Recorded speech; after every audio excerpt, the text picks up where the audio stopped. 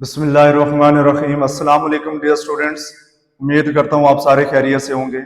Students, हम लोगों ने सेकेंड ईयर मैथमेटिक्स का आगाज किया, जिसमें चैप्टर नंबर 1 जो हमारा है वो फंक्शन एंड लिमिट्स है।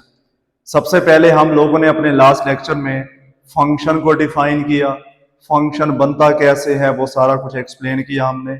इसी तरह कुछ ऐसे फंक्शंस होते हैं जिनकी हमें डोमेन और रेंज भी बतानी पड़ती है, तो हम लोगों ने डोमेन और रेंज को भी डिस्कस किया है। अब डोमेन और रेंज के बाद बारी आती है कि हमारे पास इन फंक्शंस के ग्राफ कैसे ड्रॉ किए जाते हैं, या हमें कैसे पता चलेगा कि जो हम ग्राफ ड्रॉ कर रहे हैं क्या वो हमारे पास फंक्शन का ग्राफ है कि नहीं है। तो उसके लिए गौर करें।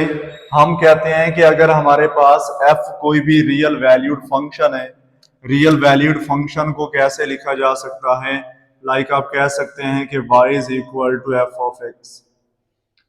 ये हमारे पास कोई भी रियल वैल्यूड फंक्शन है, तो फिर हम इस फंक्शन का जो ग्राफ है वो एक्स वाई प्लेन में ड्रॉ कर सकते हैं।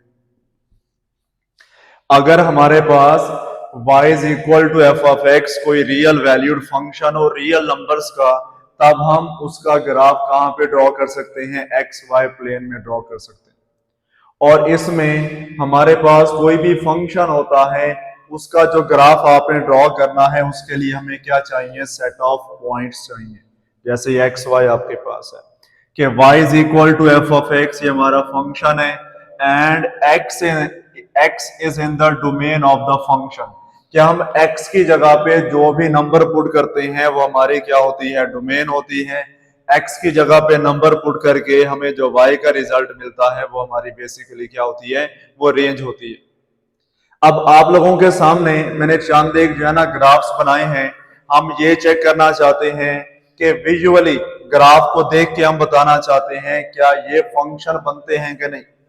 अगर आप लोगों को याद हो, लास्ट टाइम हमने रिलेशन की मदद से चेक किया था कि हमारे पास कोई रिलेशन फंक्शन बनता है कि नहीं। आज हम उसको ग्राफिकली चेक करते हैं। तो देखें यहां पे, अच्छा, ग्राफिकली चेक करने के लिए हमारे पास एक टेक्निक है, वो क्या है, वर्टिकल लाइन टेस्ट। क्या नाम है जी, वर्टिकल लाइन टेस्ट।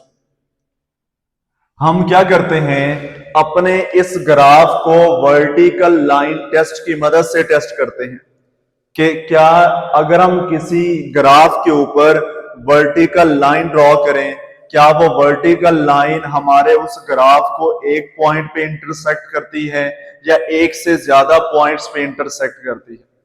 लाइक आप गौर कीजिएगा, हम क्या करते हैं, ये हमारा पहला ग्राफ है, ये एक्स वाई प्लेन में इसको ड्रॉ किया गया है। हम क्या करते हैं, इसके ऊपर कोई एक वर्टिकल लाइन ड्रॉ करते हैं इस तरह से।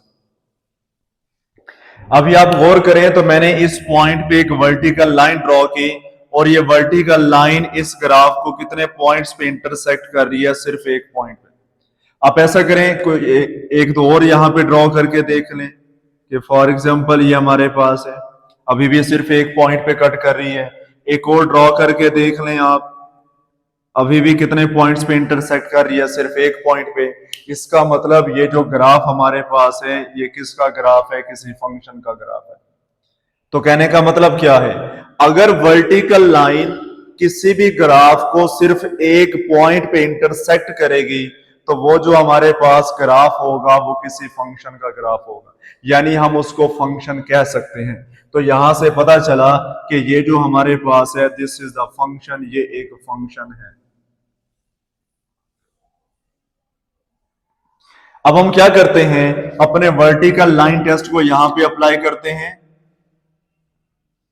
ये वर्टिकल लाइन एक पॉइंट पे कट कर रही है, एक और ड्रॉ करके देख लें, इधर भी एक जगह पे कट कर रही है। एक और ड्रॉ करके देख लें, इधर भी एक जगह पे कट कर रही है। तो यहां से पता चला कि यहां पर भी जो वर्टिकल लाइन है वो कितनी जगहों पे कट कर रही है, ग्राफ को एक पॉइंट पे इंटरसेक्ट कर रही है, जिसकी वजह से ये भी हमारे पास क्या है जी, एक फंक्शन है। This is the function. अब आ जाए यहां पे, इसमें आप गौर करें तो हमारे पास एक सर्कल बना हुआ है, सर्कल। अब ये जो सर्कल है हम क्या करते हैं, इसमें वर्टिकल लाइन टेस्ट ड्रॉ करते हैं।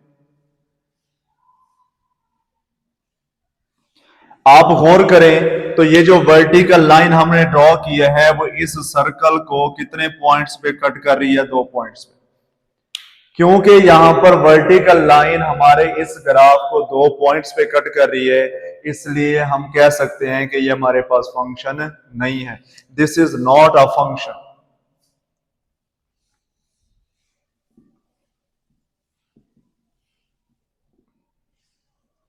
ठीक है जी, हमने अभी यहां पे ड्रॉ किया, आप जहां मर्जी जैसी मर्जी लाइन ड्रॉ कर लें। ये देखिएगा, ये भी वर्टिकल लाइन है, कितनी जगहों पे कट कर गई है, 2 पॉइंट्स पे कट कर गई है।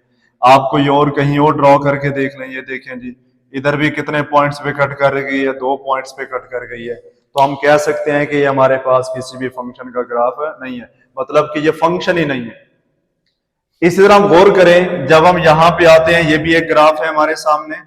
जब इधर हम वर्टिकल लाइन टेस्ट ड्रॉ करते हैं तो ये वर्टिकल लाइन टेस्ट एक पॉइंट से ज्यादा पॉइंट्स पे इंटरसेक्ट करता है। इधर भी कट कर रहा है, इधर भी कट कर रहा है, इधर भी 3 पॉइंट्स पे इंटरसेक्ट कर गया। तो यहां से पता चला कि ये भी हमारे पास फंक्शन नहीं है। तो आप यहां पे लिख सकते हैं, again this is not a function.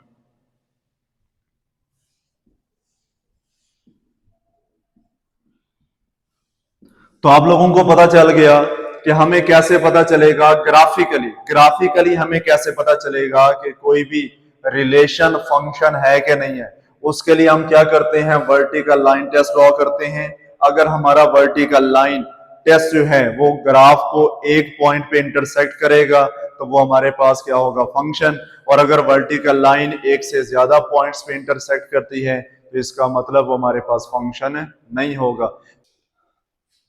अब हम ड्रॉ करते हैं जी, किसी भी फंक्शन का ग्राफ कैसे ड्रॉ किया जाता है। लाइक हम कहते हैं कि हमारे पास एक फंक्शन है y is equal to x square plus 1। ये हमारे पास एक फंक्शन है। हम क्या करते हैं, इस फंक्शन को एक ग्राफ को ड्रॉ करने का मेथड सीखते हैं, तरीका सीखते हैं। अब याद रखें, अभी हमने थोड़ी देर पहले बात की थी कि जब भी हमने ग्राफ ड्रॉ करना होता है उसके लिए हमें सेट ऑफ पॉइंट्स चाहिए होते हैं। तो हम क्या करते हैं, सबसे पहले इसकी मदद से कुछ पॉइंट्स फाइंड आउट करते हैं। वो पॉइंट्स कैसे मिलेंगे, आप क्या करें, यहां से एक टेबल बनाएं।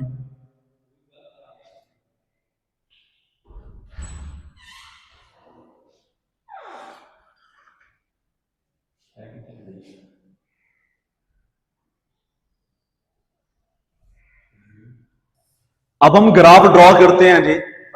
हम लोगों ने अभी बात की पिछले टॉपिक के अंदर, जिसमें हम लोगों ने अलजेब्राइक फंक्शंस के ग्राफ को डिस्कस किया। हमने कहा कि किसी भी फंक्शन का ग्राफ ड्रॉ करने के लिए हमें सेट ऑफ पॉइंट्स चाहिए होते हैं। तो हम क्या करते हैं कि ये जो हमारे पास एक फंक्शन है y is equal to x square plus 1, हम सबसे पहले इसकी मदद से कुछ पॉइंट्स फाइंड आउट करते हैं। अब वो पॉइंट्स कैसे मिलेंगे, उसके लिए हम यहाँ पे एक टेबल बना रहे हैं। इस टेबल में आपने लिखना क्या है, इधर आपने x लिखना है, इधर आपने y लिखना है। हमने x ऊपर क्यों लिखा, क्योंकि हमारा x इंडिपेंडेंट है और y x पे डिपेंड करता है। तो हम x की जगह पे नंबर पुट करेंगे, जो रिजल्ट मिलेगा वो किसका रिजल्ट होगा, y का रिजल्ट होगा। तो जरा इस पे गौर फरमाएं। अगर बिलफर्ज हम यहां x की जगह पे पुट कर दें -3 पुट करना, -3 पुट करेंगे, -3 का स्क्वायर क्या होता है, +9, और 9 + 1 क्या बनेगा, 10। ये 10 किसका रिजल्ट होगा, y का। इसका मतलब y वाली जगह पे आप क्या लिखेंगे, 10 लिखेंगे। इसी तरह नेक्स्ट, अगर आप x की जगह पे पुट करते हैं -2 का स्क्वायर क्या होता है, 4, और 4 + 1 क्या बनेगा, 5। हमने -2 पुट किया तो रिजल्ट हमें क्या मिला, 5 मिला। बिलफर्ज हम यहां पे पुट करते हैं जी -1 का स्क्वायर क्या होता है, +1, और 1 + 1 क्या बनेगा, 2 बनेगा। अगर आप यहां पे 0 पुट कर दें, 0 का स्क्वायर तो 0 होता है, और 0 + 1 क्या बनेगा, 1 बनेगा। इसी तरह अगर आप यहां पे 1 पुट करते हैं, 1 का स्क्वायर क्या होता है, 1 + 1 क्या बनेगा, 2 ही बनेगा। अगर आप यहां पे पुट करते हैं 2 पुट करते हैं, 2 का स्क्वायर क्या होगा 4, और 4 प्लस 1 क्या बनेगा 5। और इसी तरह अगर हम यहां पे पुट करते हैं 3, 3 का स्क्वायर क्या है 9, और 9 प्लस 1 क्या बन गया 10 बन गया। तो ये मैंने आप लोगों के सामने एक टेबल ड्रॉ किया है। हम ये टेबल नहीं, असल में इसके अंदर क्या है पॉइंट्स है। कोई भी पॉइंट बनता कैसे है x और y को मिला के। जैसे x आपके पास -3 है, y क्या है 10, तो -3, 10 ये आपके पास एक पॉइंट बन जाएगा। अब आप क्या करें, यहां पे ड्रॉ करें एक्सिस, एक्सिस ड्रॉ करें और उस पे हम क्या करते हैं अपने इस ग्राफ को ड्रॉ करते हैं।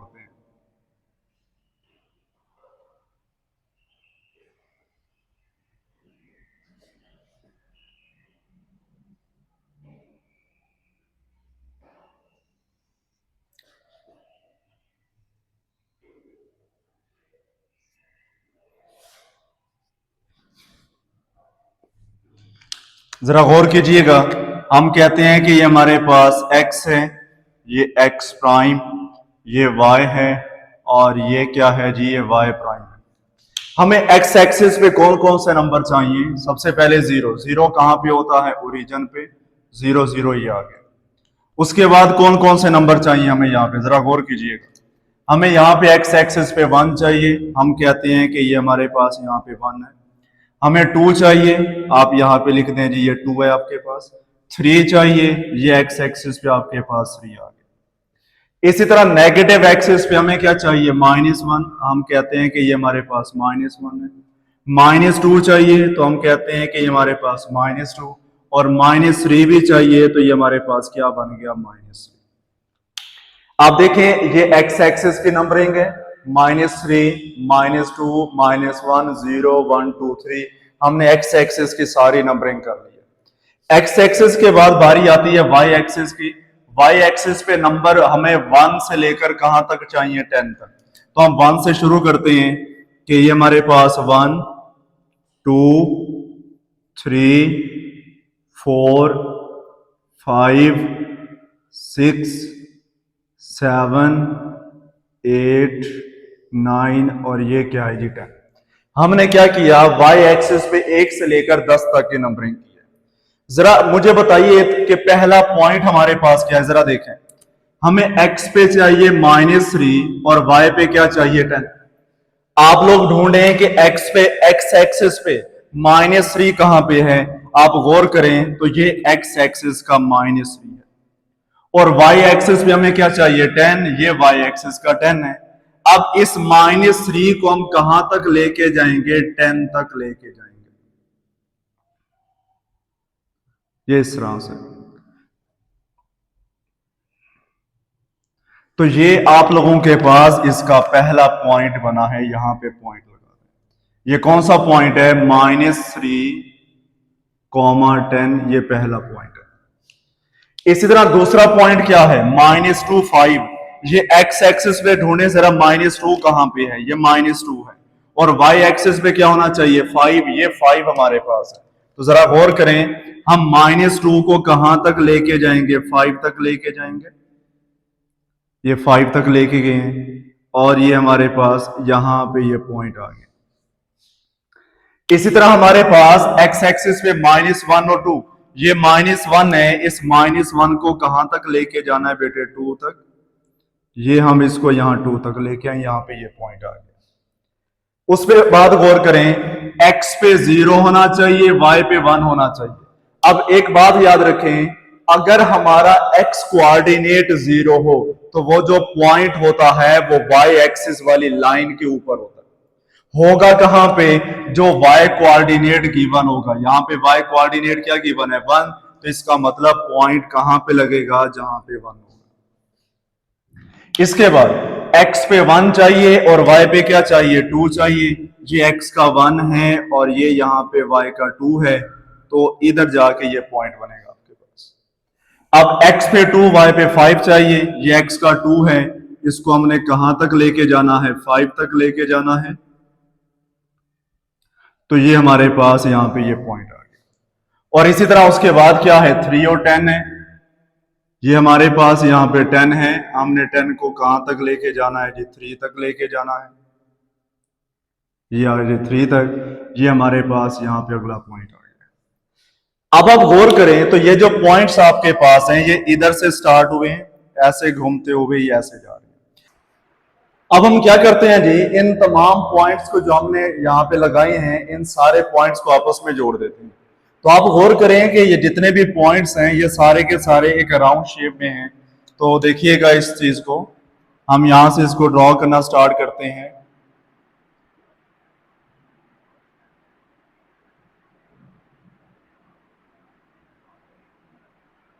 ये इस तरह से,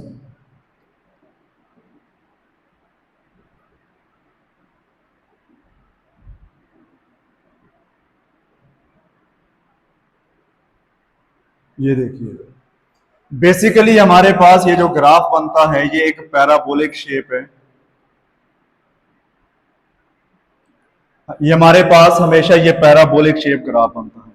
और जितनी भी क्वाड्रेटिक इक्वेशंस होती हैं, क्वाड्रेटिक इक्वेशंस या कोई भी क्वाड्रेटिक फंक्शन है, उसका जो ग्राफ होता है वो हमेशा इस शेप में बनता है। जरूरी नहीं कि वो अपर ओपन हो, वो लोअर ओपन भी हो सकता है, वो किसी भी तरह का है, लेकिन वो कर्व बननी चाहिए, वो क्वाड्रेटिक फंक्शन को जाहिर करता है।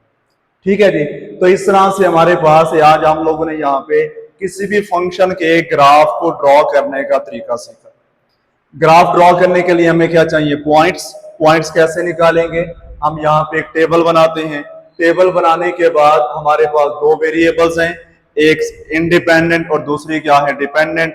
हम इंडिपेंडेंट की जगह पे अपनी मर्जी के नंबर पुट करते हैं। नंबर पुट करके जो रिजल्ट आते हैं वो किसके रिजल्ट होते हैं, डिपेंडेंट के। उनको पुट करने के बाद चंद एक पॉइंट्स बनते हैं। उन पॉइंट्स को फिर हम एक्स वाई प्लेन में जाके पहले चेक करते हैं कि वो पॉइंट्स कहाँ कहाँ पे हैं। वो पॉइंट्स निकाल के वहां पॉइंट लगाते हैं। पॉइंट्स लगाने के बाद तमाम पॉइंट्स को आपस में जोड़ दें तो हमारे पास क्या बन जाता है, ग्राफ बन जाता है।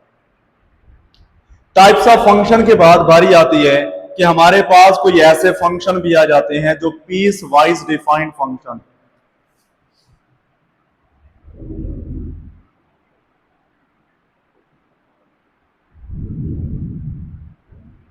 Piece wise defined function. अब ये फंक्शन क्या होते हैं आप लोगों के पास, जरा गौर कीजिएगा।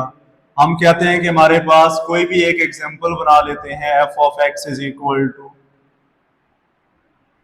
कि इधर है हमारे पास एक्स है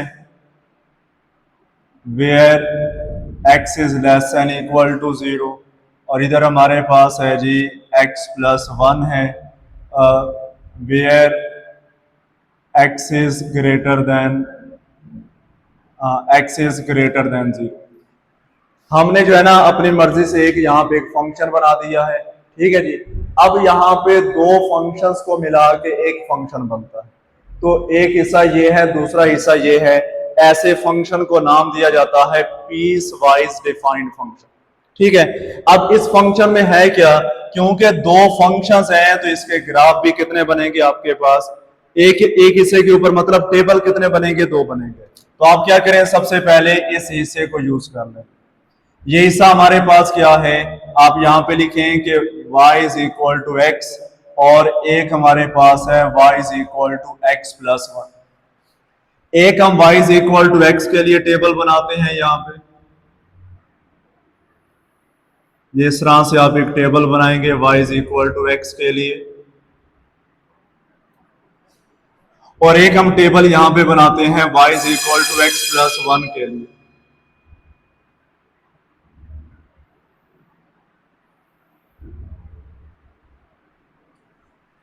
अच्छा, इस फंक्शन में और इस फंक्शन में फर्क क्या है, यहां पर हमारे पास कोई डोमेन वगैरह गिवन नहीं थी, हमने अपनी मर्जी के नंबर पुट किए थे। यहां पे ऐसा नहीं है, यहां पर जो नंबर पुट करने हैं एक्स की जगह पे वो उसने हमें खुद बता दी कि हम एक्स की जगह पे सिर्फ यही नंबर पुट कर सकते हैं और कोई नहीं पुट कर सकते।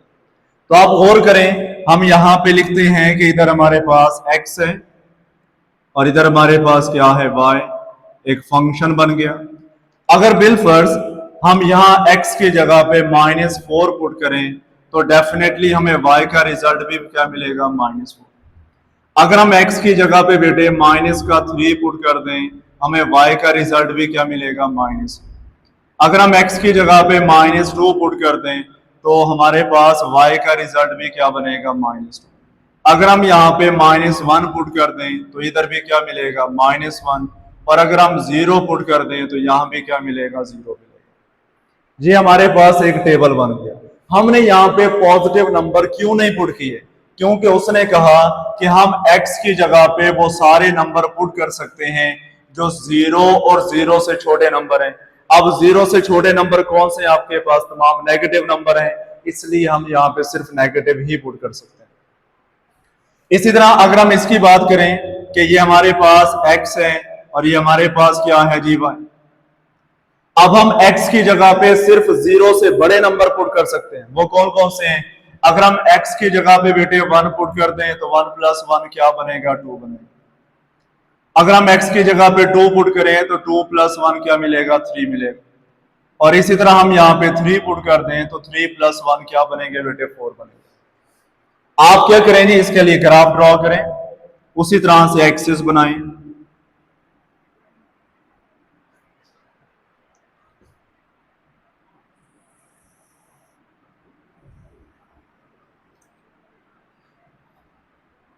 यह हमने एक्सिस बनाया है, this is x Y plane. इधर आप लिखें एक्स, एक्स प्राइम, वाई और क्या है जी, वाई प्राइम। अब गौर करें, हम कुछ नंबरिंग करते हैं। एक्स एक्सिस पे हमें कौन कौन से नंबर चाहिए, एक्स एक्सिस पे नंबर चाहिए 0। 0 कहां पे होता है, वो तो ओरिजिन पे होता है। -1 ये हमारे पास है, -1, -2, -3, -4। ये एक्स एक्सिस की नंबरिंग हो गई है। इधर एक्स एक्सिस पे कौन कौन से नंबर हमें चाहिए जी, 1, 2 और 3 हमने लिख दिया। Y axis, negative y axis पे कौन कौन से नंबर चाहिए हमें, -1, -2, -3, -4 चाहिए। और पॉजिटिव वाई एक्सिस पे कौन कौन से नंबर हमें चाहिए बेटे, कि 1, 2, 3 और ये क्या बन गया, 4 बन गया। अब आप इसमें पॉइंट्स लगाएं जी। x पे -4 होना चाहिए, y पे -4 होना चाहिए, तो पॉइंट कहां पे लगेगा, ये x का -4 है, ये y का -4 है, यहां पे आके ये पहला पॉइंट बन गया।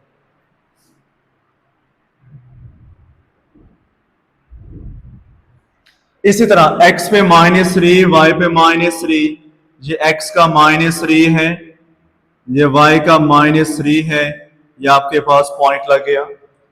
x पे -2, y पे -2, ये x पे -2 है, ये y पे -2 है, यहां पे आके पॉइंट लग गया। -1 और -1, ये गौर करें, ये पॉइंट आ गया। और फिर 0 पे क्या है जी, 0। अब आप गौर करें तो ये जितने पॉइंट्स हम लोगों ने लगाए हैं, ये सारे के सारे जो पॉइंट्स हैं वो एक ही लाइन में आ रहे हैं। आप क्या करें, इन तमाम पॉइंट्स को आपस में जोड़ दें।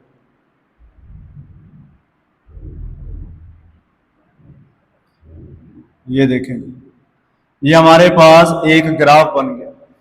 अभी इसका दूसरा हिस्सा देखें। दूसरे हिस्से में x पे 1 होना चाहिए, y पे क्या होना चाहिए, 2 होना चाहिए। ये x का 1 है और ये y का क्या है, 2 है, तो यहां पे हमने इसको लिख दिया। अगली बात, ये पहला पॉइंट x पे 2, y पे क्या होना चाहिए, 3। ये y का 3 है, ये x का 2 है, तो ये हमारे पास अगला पॉइंट x पे 3 और y पे क्या होना चाहिए, 4। और ये हमारे पास इसका नेक्स्ट पॉइंट है। अब आप क्या करें, इन पॉइंट्स को भी आपस में जोड़ दें, तो ये हमारे पास इसका अगला ग्राफ बन गया, ये इस तरह से। तो ऐसे ग्राफ को क्या नाम दिया जाता है, पीस वाइज डिफाइंड ग्राफ का नाम दिया जाता है।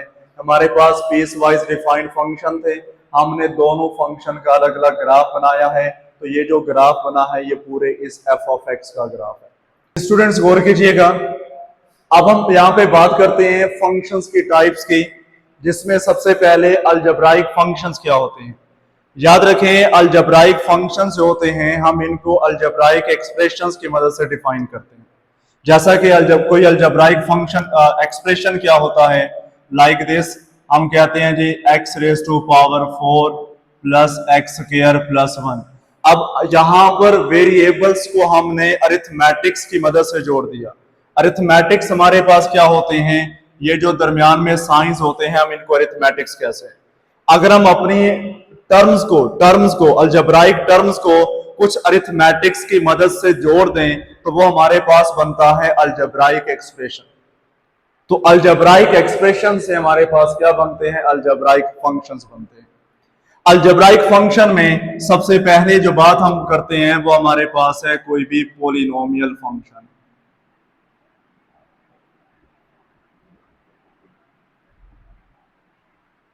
पोलिनोमियल फंक्शन, अच्छा, पोलिनोमियल फंक्शन की पहचान क्या है कि p of x is equal to a n x raise to power n, a n minus 1 x raise to power n minus 1, a n minus 2 x raise to power n minus 2 plus up to so on a 1 x plus a not.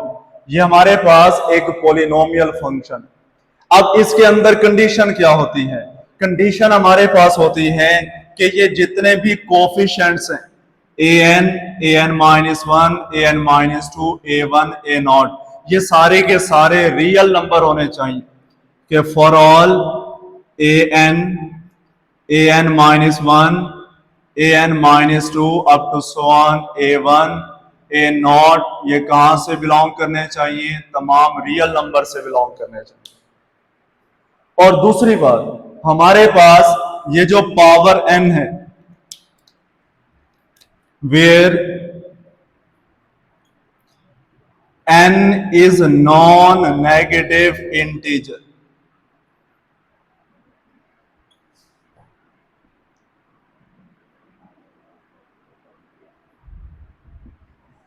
कि ये जो power n हमारे पास है it should be non negative integer. उसकी reason क्या है, हमारे पास इसकी डेफिनेशन है कि पावर के अंदर कभी भी नंबर फ्रैक्शन में नहीं आने चाहिए। दो कंडीशन है पोलिनोमियल के होने की, हमारे पास जो पावर है वो कभी नेगेटिव नहीं हो सकती और हमारे पास इसकी पावर जो है वो कभी फ्रैक्शन में नहीं आ सकती। अगर पावर इसकी नेगेटिव होगी या फ्रैक्शन होगी, वो कोई अलजब्राइक एक्सप्रेशन तो हो सकता है लेकिन वो पोलिनोमियल नहीं हो सकता। तो याद रखें दो चीजों में डिफरेंस है, हर पोलिनोमियल अलजब्राइक एक्सप्रेशन तो बन सकता है लेकिन हर अलजब्राइक एक्सप्रेशन पोलिनोमियल नहीं बन सकता। तो उसके लिए हमने बात क्या की है कि अगर हमारे पास तमाम पावर जो हैं वो नॉन नेगेटिव हो, मतलब पॉजिटिव हो, और दूसरी बात ये जो पावर्स हैं वो फ्रैक्शन में भी ना हो, वो तब हमारे पास जो एक्सप्रेशन बनता है हम उसको पोलिनोमियल ही कहते हैं। और दूसरी बात, अगर आप चाहते हैं कि इसकी जो डिग्री है वो n रहनी चाहिए, तब हमारे पास an, इसका जो लीडिंग कोफिशिएंट है ये 0 के इक्वल ना हो। अगर ये लीडिंग कोफिशिएंट 0 के इक्वल नहीं होगा तब जो हमारे पास पोलिनोमियल होगी उसकी डिग्री मैक्सिमम होगी। मैक्सिमम का मतलब अगर यहां पे x की पावर n है तो इसकी डिग्री भी n ही रहेगी। अगर हम इसको चेंज करते हैं, फॉर एग्जांपल हमारे पास आ जाता है जी ax square plus bx plus c, ये हमारे पास एक क्वाड्रेटिक फंक्शन है। अगर बिलफर्ज यहां से a 0 हो जाए, a क्या हो जाए 0, अगर a 0 होगा तो 0x square plus bx plus क्या है c, तो यहां से x स्क्वायर खत्म हो गया तो अब x की पावर कितनी बची है 1। तो पहले इसकी डिग्री कितनी थी 2 थी, जब हमने लीडिंग कोफिशिएंट को 0 पुट किया तो डिग्री कम हो गई। बात समझ आ गई है। तो अगर हमारे पास लीडिंग कोफिशिएंट 0 नहीं है तो उसकी जो डिग्री होगी, जितनी पावर होगी मैक्सिमम उतनी ही डिग्री होगी उसकी। ये पहली बात हमने की है पोलिनोमियल फंक्शन के लिए। पोलिनोमियल फंक्शन के बाद बारी आती है यहां पे लीनियर फंक्शन की।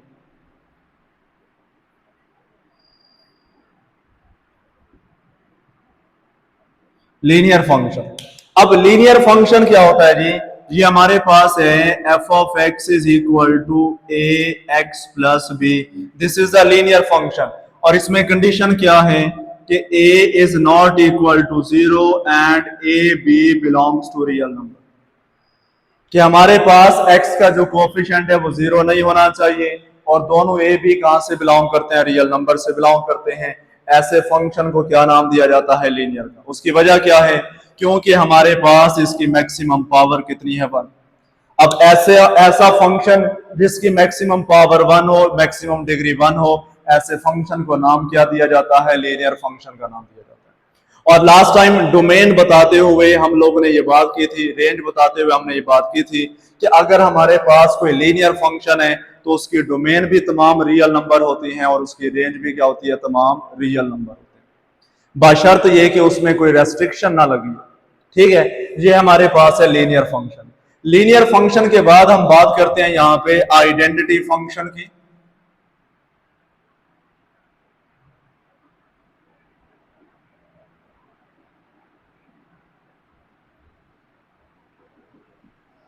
आइडेंटिटी फंक्शन, हम कहते हैं कि हमारे पास x कोई भी सेट है, x एक सेट है और हमारे पास i जो है ये एक फंक्शन है, i एक फंक्शन है फ्रॉम x टू x, ये एक फंक्शन है।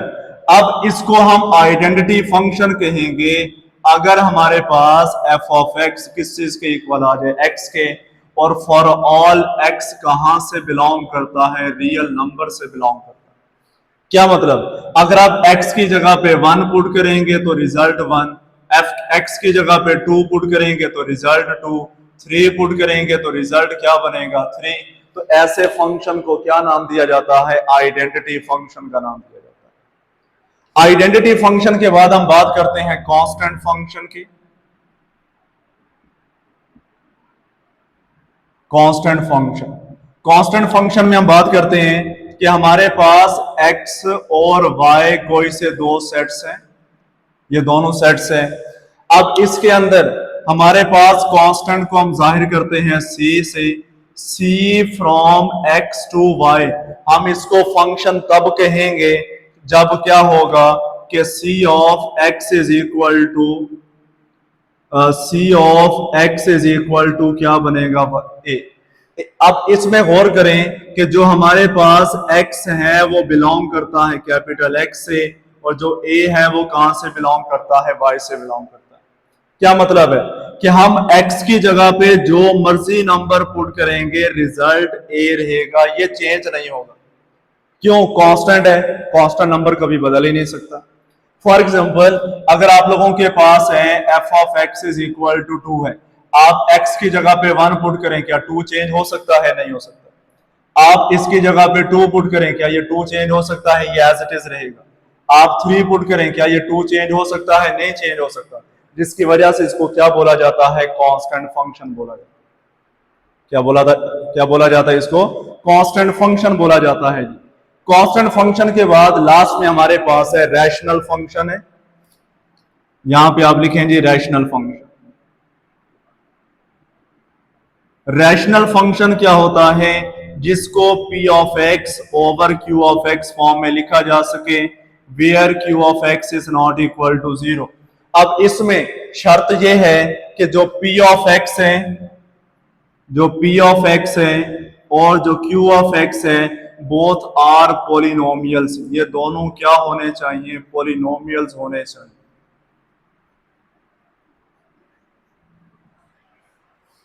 हमारे पास p ऑफ x भी पॉलिनोमियल हो, q ऑफ x भी पॉलिनोमियल हो और q ऑफ x 0 के इक्वल ना हो, तब जो फंक्शन बनता है उसको क्या बोला जाता है, रैशनल फंक्शन बोला जाता है। और इस फंक्शन की जो डोमेन होती है वो तमाम रियल नंबर होती है, सिवाय उन नंबर के जिन पे q ऑफ x का रिजल्ट 0 आता है। फॉर एग्जाम्पल अगर आप लोगों के पास एक फंक्शन है जी, कि हम कहते हैं कि 2x प्लस 1 ओवर x है। अब ये जो फंक्शन है ये x इज इक्वल टू 0 पे अनडिफाइंड है, तो 0 के अलावा बाकी तमाम नंबर पे, तमाम नंबर, तमाम रियल नंबर, वो इसकी क्या है जी, आपके पास डोमेन है 0 के अलावा। वजह क्या है, जहां 0 पुट करेंगे तो ये फंक्शन हमारे पास क्या हो जाएगा, अनडिफाइंड हो जाएगा। ठीक है जी।